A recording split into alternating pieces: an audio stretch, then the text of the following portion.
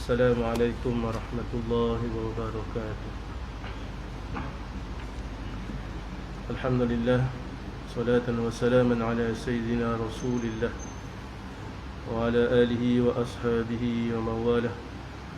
Qala rabbi shrah li sadri wa yassir li amri wa ahlul 'uqdatam min lisani yafqahu qawli. Allahumma zidna ilman warzuqna fahman jayyida. Allahumma zakirna ma nasina wa 'allimna ma jahilna. Allahumma anfa'na bima 'allamtana wa 'allimna ma yanfa'una. Rabbi shrah lana sudurana wa yassir lana umurana wa ahlul 'uqdatam min alsinatina fayafqahu aqwalana. Amin amin ya rabbal alamin. Yang bahagia Ustaz Samsul, khususnya tuan-tuan dan tuan-tuan yang dirahmati Allah Subhanahu wa taala.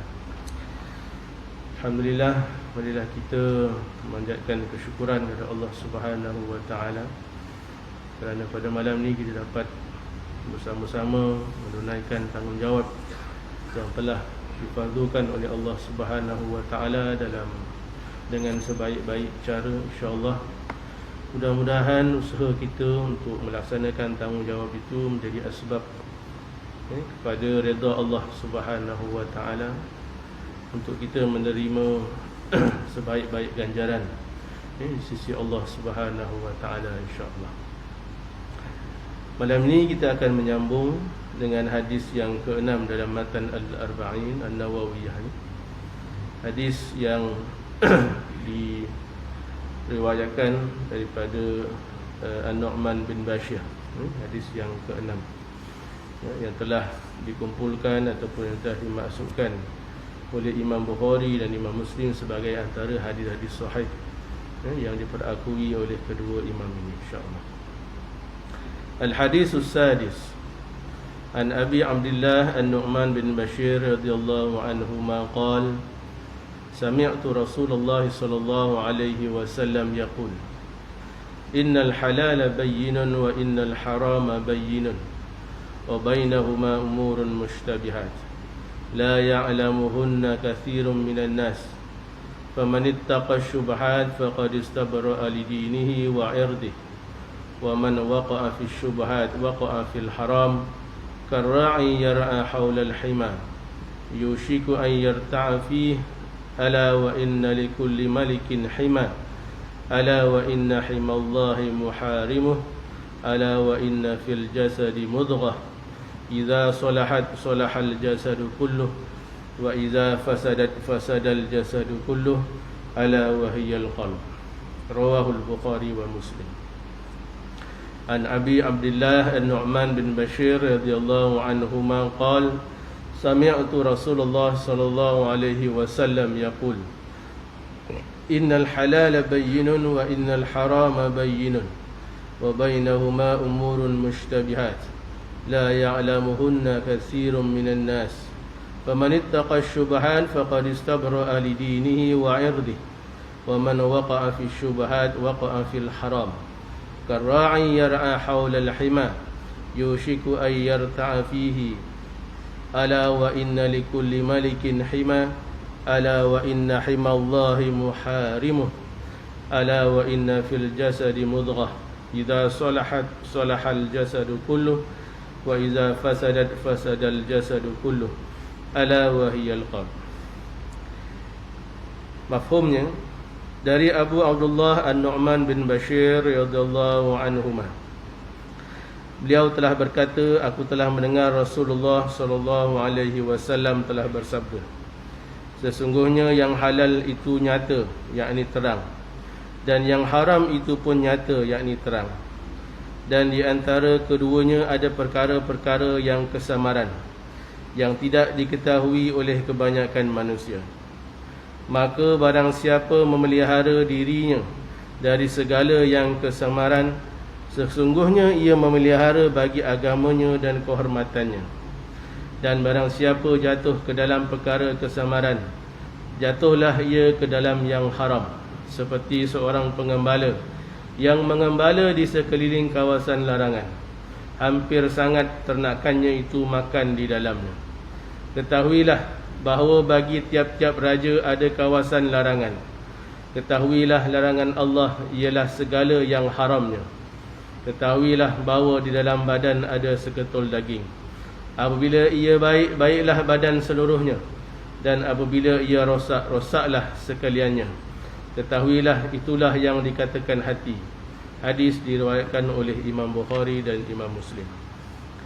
Syarah hadis ini telah diriwayatkan oleh Imam Bukhari dan Muslim daripada Abu Abdullah An-Nu'man bin Bashir. An-Nu'man adalah seorang Ansar daripada puak suku Khazraj. Ibunya seorang sahabah, saudara Abdullah bin Rawahah. Demikian pula ayahnya adalah Bashir. Bashir pernah bertanya kepada Rasulullah SAW, iaitu, engkau telah mengajar kami cara kami mengucap salam kepada engkau, maka bagaimanakah pula kami hendak mengucap salawat ke atas engkau? Lalu Rasulullah SAW berkata, Allahumma salli ala Muhammad wa ala ali Muhammad, wa barik ala Muhammad wa ala ali Muhammad, kama barakta ala Ibrahim wa ala ali Ibrahim fil alamin innaka Hamidum Majid.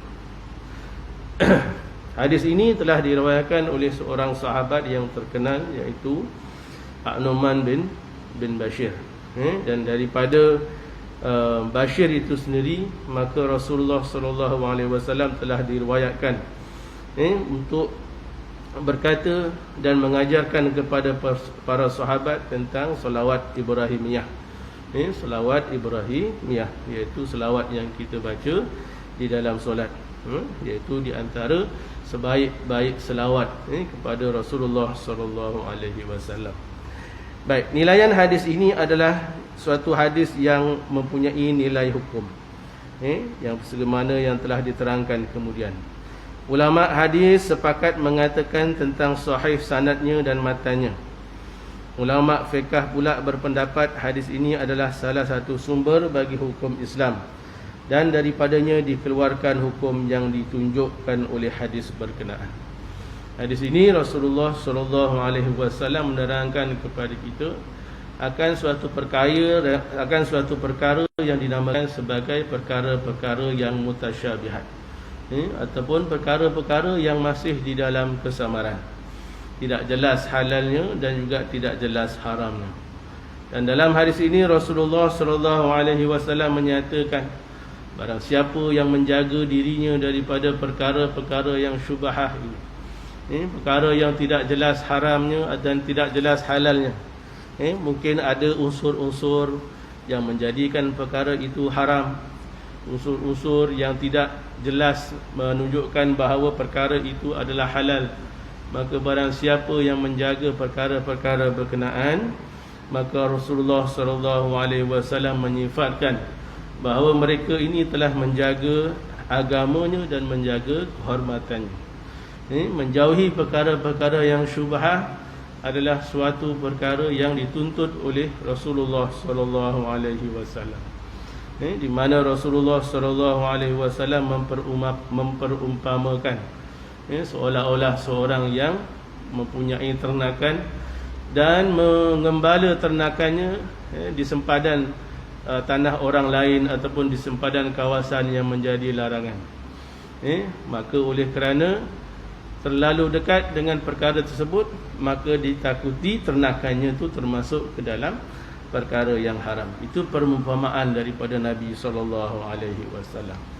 Tentang pentingnya kita untuk menjaga perkara-perkara yang syubhah. Sebab yang halal di dalam agama ini jelas. Yang halal di dalam agama ini jelas. Yang haram pun jelas. Cuma yang menjadi pertikaian ialah perkara-perkara yang menjadi bersamaran, sama ada dia haram ataupun sebaliknya. Seorang yang mementingkan untuk menjaga kemurnian, kesucian agamanya dan maruahnya, nescaya dia akan menjaga dirinya daripada melakukan perkara-perkara yang syubhah ini. Perkara halal, haram, larangan dan kedudukan hati, suatu yang halal dan yang haram. Pada hadis tersebut Rasulullah SAW menyatakan bahawa perkara yang haram dan perkara yang halal dan yang haram itu adalah nyata dan terang. Begitu juga perkara yang haram itu pula nyata dan terang. Dan yang halal itu tidaklah dilarang. Sesuatu perkara itu yang jelas halal, maka tidak ada masalah. Begitu juga yang jelas haram, maka tidak ada masalah. Dan sepatutnya tidak ada sebarang pertikaian dalam kalangan umat Islam untuk menjauhkan diri daripadanya. Tetapi kedua-duanya adalah terang kepada manusia serta diketahui pula hukumnya. Jadi yang halal dan haram jarang kita ada pertikaian, sama ada ia halal ataupun haram. Bahawa di antara yang tidak dilarang kerana halalnya itu seperti memakan makanan dari biji-bijian atau tumbuh-tumbuhan atau daging binatang yang halal, dan minum minuman dari air atau susu atau lainnya selama tidak ada larangannya, dan memakai pakaian dari segi jenis benang atau bulu atau lainnya. Demikian pula bekerja atau berusaha mencari kehidupan dengan jalan yang tidak dilarang.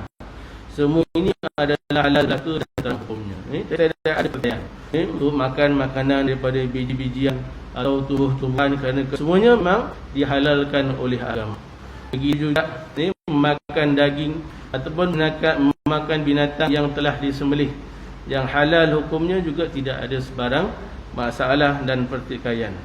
Dan juga begitu juga bekerja atau berusaha mencari kehidupan dengan jalan yang jelas tidak dilarang di dalam agama ataupun diharuskan di dalam agama. Semuanya adalah halal dan baik, maka tidak ada sebarang pertikaian dan terang hukumnya. Dan yang dilarang itu seperti memakan bangkai atau darah atau daging, tulang, lemak dan sepertinya dari binatang yang haram, dan minum minuman yang memabukkan, serta berusaha mendapatkan rezeki dan keuntungan dari jalan yang kotor, seperti mencuri, menyamun, secara berjudi yang ada kaitan dengan riba, tipu daya dan sebagainya. Semua ini adalah haram belaka dan terang hukumnya. Begitu juga perkara-perkara yang haram memang tidak ada pertikaian, tidak menjadi masalah. Kerana semuanya itu telah dijelaskan oleh Rasulullah SAW dan telah diterangkan oleh Allah di dalam Al-Quran tentang perkara-perkara berkenaan. Maka tidak ada pertikaian sama ada hukumnya itu halal ataupun haram. Pengertian halal dan haram. Pengertian tentang hukum halal dan haram adalah perkara yang umumnya diketahui. Tetapi tentang bagaimana terjadinya hukum itu tidaklah satu perkara yang mudah dimengerti. Para ulama Islam telah menetapkan ta'rif halal dan haram supaya dapat ditentukan hukum sesuatu, walaupun di antara mereka terdapat perbezaan dalam pengertiannya. Jadi yang tahu tentang halal dan haram ini biasanya diterangkan dan dijelaskan oleh para ulama. Jadi kita sebagai orang awam ni, kita ikut saja keputusan, ikutlah sahaja apa yang telah diputuskan oleh para ulama, jabatan mufti dan sebagainya. Yang menjadi kehayranan itu kadang-kadang seolah-olah kita bertanya, seolah-olah kita tidak tahu, sedangkan dah jelas benda tu halal ataupun sebaliknya. Tapi kita desak-desak juga para mufti, para ustaz, untuk supaya jawapan tu boleh berpihak kepada kita. Ini yang dilarang di dalam agama. Misalnya Imam Syafi'i dan Abu Hanifah telah berlainan pendapat tentang takrif halal dan haram. Imam Syafi'i berpendapat dan menetapkan bahawa yang halal itu ialah malam yazid anisyari' dalilun bitahrimi, barang yang tidak ada dalil daripada segi syarak dengan mengharamkannya. Itu takrifan daripada Imam Syafi'i. Menurut Imam Syafi'i, semua benda itu adalah halal, asalnya mubah. Itu mengikut Imam mazhab Syafi'i. Aslu syai' mubah. Setiap satu perkara itu adalah harus hukumnya, sehinggalah ada dalil syarak yang menyatakan sebaliknya. suatu perkara itu haram. Kalau ada dalil syarak yang mengatakan bahawa ia haram. Manakala Imam Abu Hanifah pula berpendapat dan menetapkan bahawa yang haram itu ialah ma warada 'ani syari' dalilun bihillihi. Apa yang diriwayatkan daripada syarak, dalil yang menyatakan bahawa ia adalah halal. Jadi maksudnya Ibu Hanifah mengatakan bahawa apa yang ada dalil daripada syarak bahawa ia halal, maka itu adalah halal. Kalau tidak ada dalil mengatakan bahawa ia halal, maka itu tidak halal. Walaupun kita nampak berbeza, tapi asasnya sama. Kerana Imam Syafi'i melihat daripada sudut yang berbeza, Imam Abu Hanifah pula melihat pada sudut yang berbeza. Tapi asasnya tetap sama. Kalau ada dalil yang mengatakan suatu benda itu halal, maka ia halal lah. Kalau ada dalil yang mengatakan bahawa suatu itu haram, maka haram lah. Berdasarkan takrif yang dirumuskan oleh Imam Syafi'i, maka nyatalah bahawa beliau menghukum halal tiap-tiap sesuatu yang tidak ada dalil untuk menentukan ataupun menunjukkannya ia haramnya. Termasuk pula suatu yang sememangnya ada dalil yang meneramkan halalnya, atau suatu yang didiamkan sahaja hukumnya, ataupun al-maskut anhu, iaitu yang tidak ditentukan hukumnya. Maka suatu perkara yang didiamkan itu hukumnya tetaplah halal menurut pendapat Imam Syafi'i, kerana tidak datang dari syarak dalil untuk mengharamkannya. Sebab itu ada kaedah macam saya katakan tadi dalam mazhab Imam Syafi'i, aslu syai' mubah. Setiap sesuatu perkara itu asal hukumnya adalah harus. Sehinggalah ada ain, sehinggalah ada syarat, sehinggalah ada perkara yang menyebabkan sesuatu itu menjadi haram. Sebaliknya pula, Imam Abu Hanifah menurut pengertiannya itu menghukumkan tidak halal sesuatu melainkan apabila syarak telah menyatakan halalnya secara tegas. Berdasarkan tarifan ini, suatu perkara yang didiamkan itu adalah hukumnya haram, kerana tidak ada dalil yang menunjukkan halalnya. Berbeza dengan Imam Abu Hanifah, pendekatannya adalah suatu perkara itu asalnya adalah haram, melainkan ada dalil yang menunjukkan ia adalah halal. Jadi pendekatan itu berbeza, walaupun demikian asasnya itu masih juga sama, bahawa kedua-duanya berdasarkan kepada dalil. Kena ada sandaran. Para ulama mencari sandaran untuk menentukan sesuatu hukum itu sama ada halal ataupun haram. Cumanya Imam Abu Hanifah mencari dalil bahawa ia halal, manakala Imam Syafi'i mencari dalil bahawa sesuatu itu menjadi haram. Tapi kedua-duanya daripada asas yang sama, iaitu hendaklah berdasarkan kepada dalil. Melihat daripada kedua tarifan tersebut, maka perkara yang didiamkan hukumnya, yakni yang tidak ada hukumnya secara jelas, adalah punca perselisihan pendapat di antara dua imam yang mulia ini. So perkara yang tidak ada hukum secara asas, yang didiamkan oleh syarak, sama ada oleh Rasulullah SAW atau yang sengaja tidak dinyatakan oleh Allah Subhanahu Wa Taala secara jelas, itu yang menjadi punca perselisihan. Kerana kedua-duanya menggunakan pendapat ataupun pendekatan yang berbeza. Imam Abu Hanifah memandang perkara yang itu tetaplah haram kerana tidak ada dalil untuk menunjukkan bahawa ia halal. Manakala Imam Syafi'i memandang pula halalnya kerana tidak ada dalil atas haramnya. Tapi masih lagi berpandukan kepada dalil ataupun illah, sebab-sebab yang menunjukkan sama ada sesuatu haram ataupun sesuatu halal. Dari keterangan ini nyatalah bahawa Imam Hanifah dalam perkara tersebut telah mengambil jalan ihtiyat ataupun jalan berhati-hati, sejahtera ataupun memelihara daripada terjerumus ke dalam perkara yang haram. Sedangkan Imam Syafi'i memilih jalan tahfif dan taisir, yakni jalan untuk meringankan dan memudahkan. Pilihan beliau ini pada hakikatnya lebih banyak menurut jalan sunnah berdasarkan hadis yang hasan. Yang diantaranya menerangkan bahawa Allah mendiamkan dari sesuatu perkara, tidak menyatakan hukumnya kerana rahmat kepada manusia, bukan kerana Allah itu lupa. Sebab itu janganlah kita ataupun janganlah kamu cuba membahaskannya pula. Jadi ada perkara-perkara yang Allah sengaja diamkan sebagai memudahkan, cara untuk memudahkan manusia. Bukan sebab Allah Subhanahu wa taala lupa untuk menyebutkan sesuatu perkara. Perkara-perkara yang kesamaran. Kemudian Rasulullah sallallahu alaihi wasallam menyatakan pula bahawa antara yang halal dan yang haram itu ada perkara-perkara kesamaran ataupun umurun mushtabihat yang tidak diketahui hukumnya oleh kebanyakan manusia tentang halal ataupun haram. Namun di sebalik kejelasan yang halal dan yang haram, masih lagi ada umurun mushtabihat ataupun perkara-perkara yang samar ini.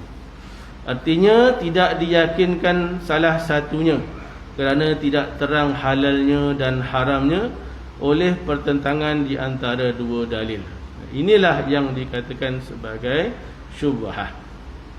Dan di sini pula terletak urusan penyelidikan secara lebih mendalam oleh para ulama bagi menentukan hukumnya. Jadi apakah perkara syubhah itu? Syubhah artinya kesamaran. Sesuatu yang syubhah artinya sesuatu yang kesamaran hukumnya tidak dapat dipastikan adakah halal atau haram dengan cara yang tertentu. Kerana ini maka hukumnya tetap diragu-ragukan, dan orang yang warak tidak mahu kepada sesuatu yang masih kesamaran hukumnya yang dikatakan syubhah bagi memelihara kesucian jiwa dan melenyapkan keraguan perasaannya. Dan ini adalah jalan yang lebih sejahtera. Jadi perkara yang syubhah ini sepatutnya kita jauhi, kerana kita tak tahu sama ada dia halal ataupun haram. Dalam hadis berkenaan Rasulullah sallallahu alaihi wasallam menyatakan, barang siapa yang menjauhkan diri daripada perkara-perkara yang bahaya, maka dia telah memelihara dirinya dan memelihara agamanya dan memelihara kehormatannya. Ini ada banyak perkara-perkara syubhah kan, yang masih belum jelas halal ataupun haramnya. Sekarang ni lah lagilah timbul macam-macam. Timbul macam-macam perkara yang kita masih belum jelas sama ada halal ataupun haram. Jadi macam mana kita nak tahu? Tanyalah orang yang ahli. Tanya orang yang ahli maksudnya tanyalah para mufti. Tak semestinya ustaz tahu, tak semestinya. Yang paling mudah, yang paling kita boleh sandarkan ialah dengan bertanya kepada para mufti kita.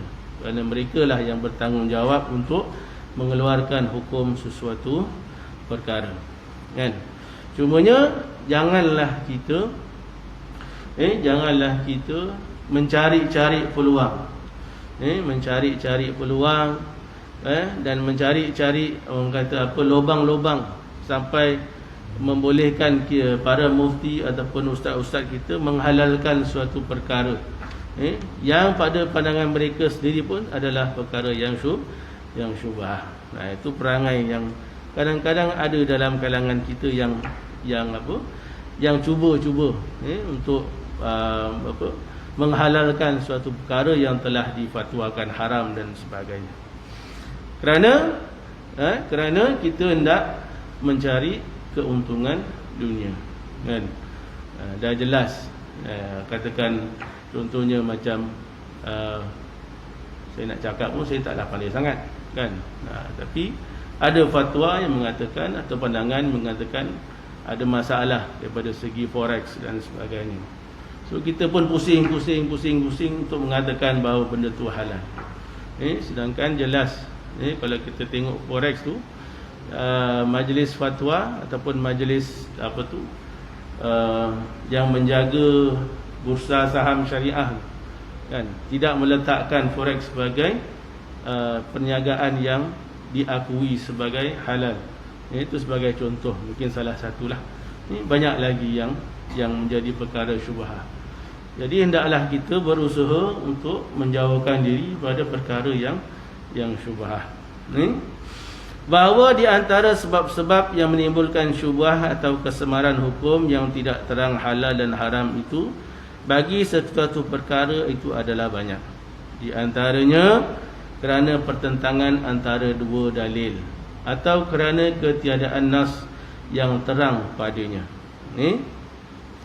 Tidak diketahui manakah satu yang terkemudian antara dua dalil, sama ada yang menghalal ataupun yang mengharamkan. Nah, itu juga suatu perkara yang boleh menyebabkan suatu perkara itu menjadi syubhat. Kerana kadang-kadang ada dalil yang menunjukkan suatu perkara itu halal, tapi kemudian ada dalil lain yang mengatakan bahawa perkara berkenaan telah diharamkan. Itu jadi punca kesamaran juga dalam kalangan ulama, yang untuk menentukan yang mana satu datang dulu, yang mana satu datang dulu dan yang mana satu datang kemudian. Itu juga menjadi punca pertikaian dalam kalangan ulama. Imam Ahmad mengertikan syubhat sebagai suatu yang diperselisihi tentang halal makannya, seperti kuda, atau minumnya seperti nabis. Nabis itu ialah sejenis minuman yang diperbuat daripada buah tamar atau kismis atau yang seumpamanya.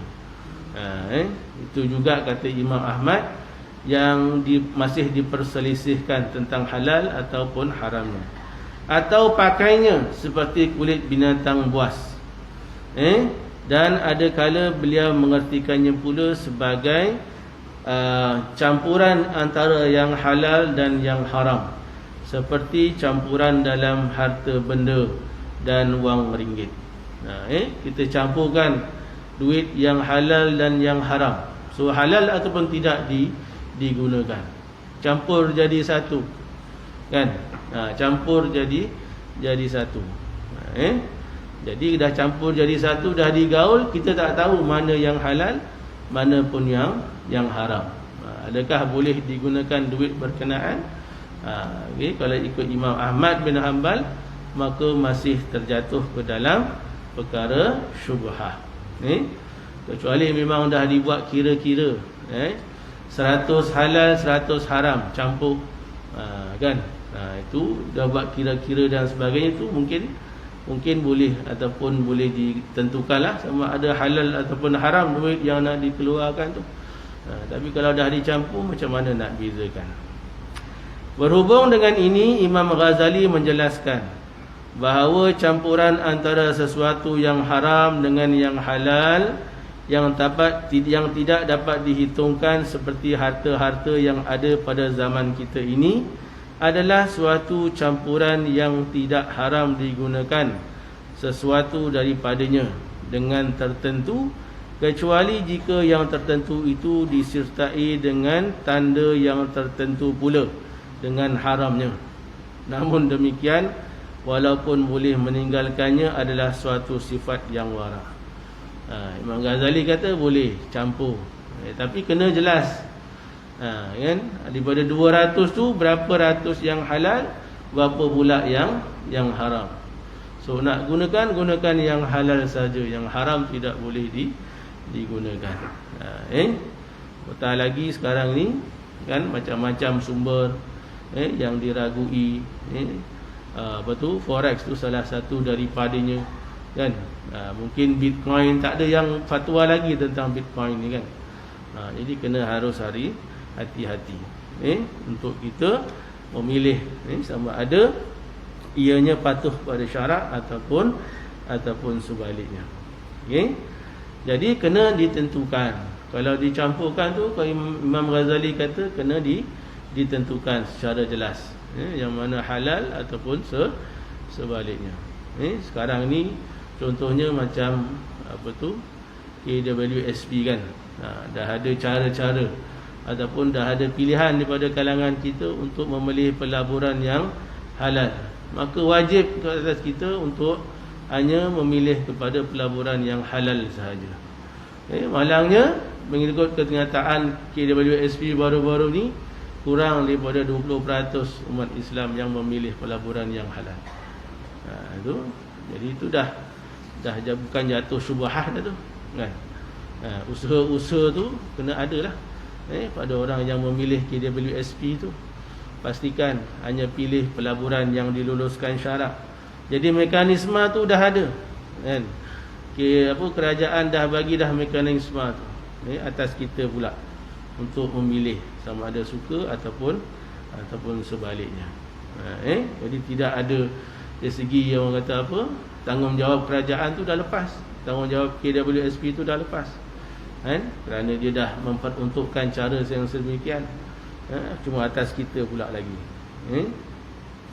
Kesimpulannya, perkara yang syubhah itu ialah perkara yang samar hukumnya, yang terletak di antara yang halal dan yang haram. Kerana ini orang yang warak tidak mahu mengambil, menggunakan ataupun memakan perkara-perkara atau barang yang syubhah. Jadi penulis meletakkan nilai warak pada seseorang pula. Nilai warak kepada seseorang yang akan dapat menentukan sama ada dia memilih perkara yang syubhah ataupun memilih perkara yang jelas halal sahaja untuk menjadi makanannya, kegunaannya dan sebagainya. Itulah maksud warak. Warak adalah berhati-hati. Warak adalah berhati-hati, memilih yang jelas dan meninggalkan yang syubhah. Bukannya warak ini mesti pegang tasbih, mesti pakai kopiah, mesti jalan pandang tanah, langgar tiang dan sebagainya. Itu bukan warak. Warak adalah orang yang menjaga dirinya yang supaya tidak terjerumus ke dalam perkara-perkara yang haram. Itu baru warak. Bukannya penampilan kan. Kerana Nabi kata wa manittaqa syubhah, barang siapa yang menjaga dirinya daripada terjerumus dalam perkara-perkara yang haram, apatah lagi yang syubhah, maka itulah orang yang menjaga agama dan menjaga kehormatannya. Agamanya untuk memastikan bahawa dia hanya terlibat dalam perkara-perkara yang halal, dan kehormatannya memastikan bahawa maruahnya terpelihara sebagai orang yang hanya melakukan perkara-perkara yang halal di sisi Allah Subhanahu wa taala. Memelihara dari syubhah dan mengerjakannya. Kemudian Rasulullah sallallahu alaihi wasallam menjelaskan pula keadaan orang yang memelihara diri daripada syubhah, iaitu barang siapa yang memelihara diri daripadanya dengan cara tidak mengerjakannya, maka bererti ia telah memelihara agama dan kehormatannya dari sebarang tuduhan orang lain yang tidak mengetahui keadaan yang sebenar. Yang berupaya memelihara dirinya daripada perkara yang syubhah, maka dia akan memelihara dirinya daripada tuduhan-tuduhan yang dapat menjaga maruahnya daripada sangkaan-sangkaan buruk orang-orang yang melihat keadaannya. Seorang Islam memanglah dikehendaki sedapat mungkin untuk menjauhi perkara-perkara yang syubhah dan perkara yang mendatangkan tuduhan dan sangkaan yang buruk dari orang lain. Kerana memelihara maruah itu adalah salah satu tanggungjawab kita. Kalau kita hendak memelihara kehormatan diri, maka janganlah jurumuskan diri kita dalam perkara yang boleh menimbulkan sangka buruk. Kan? Ada banyak-banyak tempat kan? Ada banyak-banyak tempat kita pergi minum kat tempat yang terkenal sebagai tempat yang tidak berapa nak baik contohnya. Kan? Banyak kedai makan tu juga yang kita kunjungi yang tidak ada status halalnya ke, ataupun yang jualnya itu bukan orang yang beragama Islam, dengan sangkaan baik, halal lah kot kan. Tapi banyak lagi kedai tempat lain dan sebagainya. Maka kita sendirilah yang menjerumuskan diri untuk dikata, untuk dituduh dan sebagainya, ataupun untuk terjerumus dalam perkara-perkara yang haram, supaya terpelihara agamanya dan kehormatan peribadinya. Kerana bukan sahaja kita nak memelihara diri kita daripada terjerumus dalam perkara yang haram, tetapi yang lebih utama memelihara agama kita daripada dipandang serong oleh orang lain, khususnya orang-orang yang bukan beragama Islam.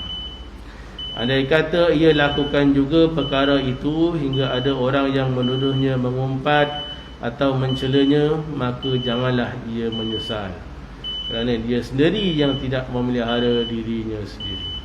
Kita berhenti sekejap untuk azan.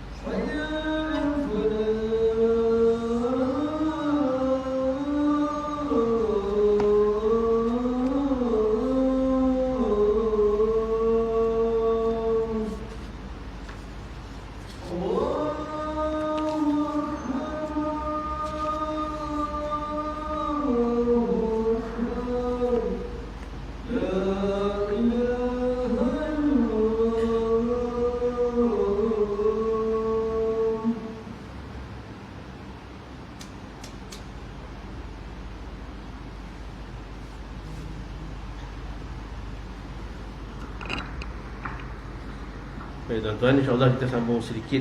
Kita habiskan perenggan yang kedua tu, InsyaAllah.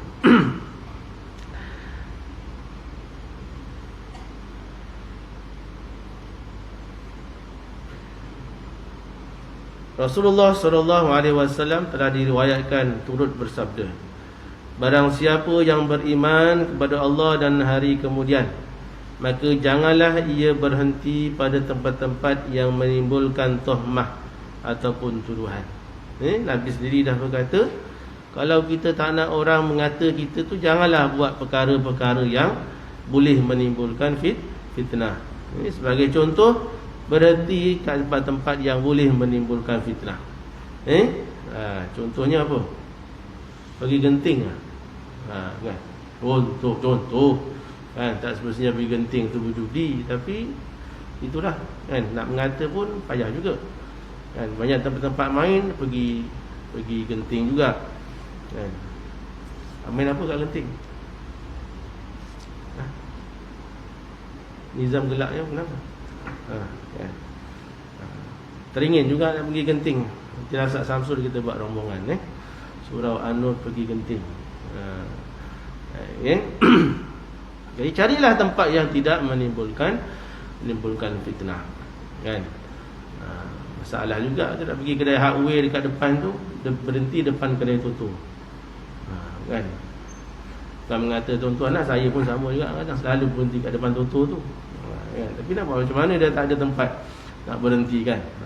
Okay. Jadi Nabi kata jauhilah perbuatan-perbuatan yang boleh menimbulkan fitnah kan. Kalau kita tak sanggup untuk menolak fitnah berkenaan, ataupun tak sanggup untuk mendengar orang mengata kita, kerana itu termasuk dalam perkara-perkara untuk memelihara agama kan. Orang nampak kan, dulu ada viral kan, orang pakai baju Melayu depan kedai tutu. Ingat tak?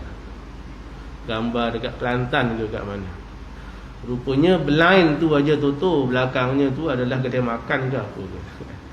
Dia kebetulan berhenti ataupun beratur kat situ. Itu kan jadi satu fitnah juga.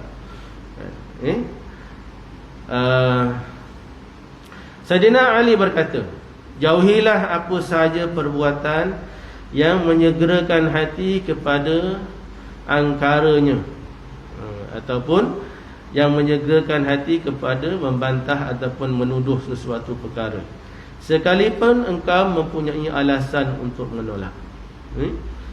Untuk memelihara agama ni, kita kena memang berhati-hati supaya perbuatan kita tidak menjadi fitnah. Yang malangnya fitnah kepada agama kita sendiri, walaupun kita ada alasan. Kerana kadang-kadang kita pun sendiri tidak sanggup untuk memberikan alasan itu. Kerana kebanyakan orang yang mendengar sesuatu yang diingkarkan itu tidak sanggup lagi untuk mendengar alasan.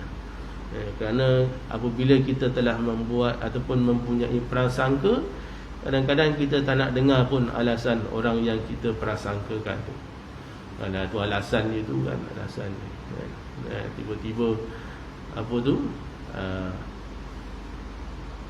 susah juga nak buat contoh ni kan. Takut terkena siapa-siapa. Tapi maksudnya jauhilah perkara-perkara yang boleh menimbulkan fitnah.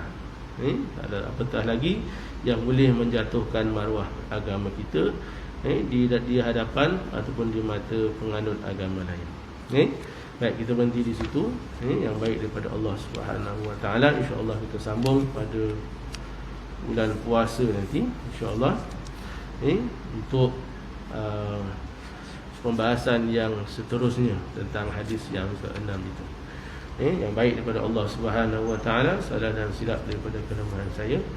Mudah-mudahan kita apa yang kita bincangkan itu dapat memberikan faedah, khususnya dalam kita memelihara agama kita dan maruah kita, demi kita meninggikan syiar agama, insya-Allah.